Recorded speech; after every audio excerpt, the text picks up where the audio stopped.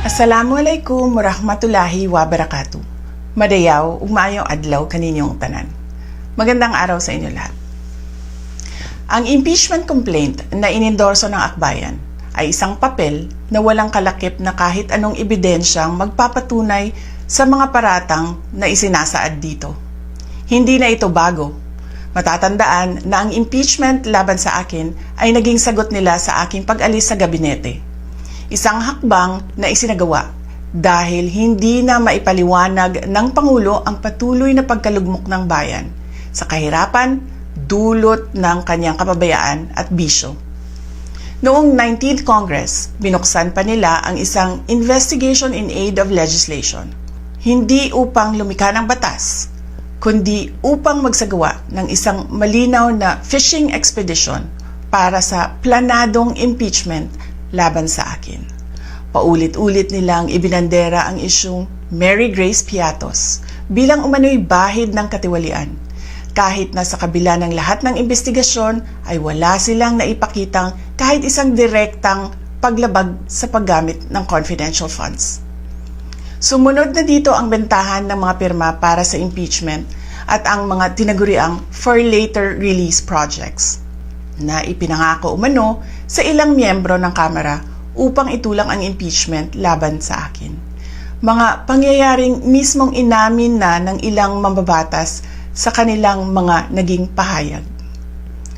Mga kababayan, walang kredibilidad ang akbayan upang mag-endorso o magsumite ng impeachment complaint. Ilang ulit ng hayagang ipinahayag ng kanilang pinuno ang kanyang intensyong tumakbo sa pagkapangulo. Isang malinaw na indikasyon ng pampulitikang motibo sa likod ng kanilang mga hakbang.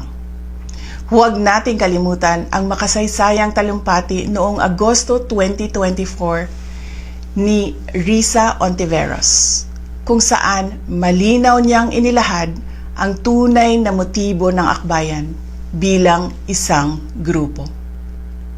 At habang ang anak niya ay may kapangyarihan pa, hindi magiging madali ang ating laban.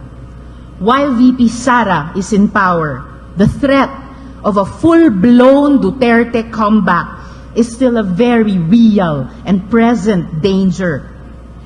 For one, they are supported by one major superpower, China. Kaya malinaw na lahat ng ito ay isang uri ng harassment at pang-aabuso sa proseso ng impeachment ng grupong akbayan. Hindi malinaw kung ano ang ipinaglalaban nila para sa kaayusan ng bayan, pero napakalinaw ng kanilang pamumulitika at pagpapahirap sa usaping diplomasya ng ating bansa. Sa huli, ang tunay na laban ay hindi lamang laban ng iisang tao o iisang grupo.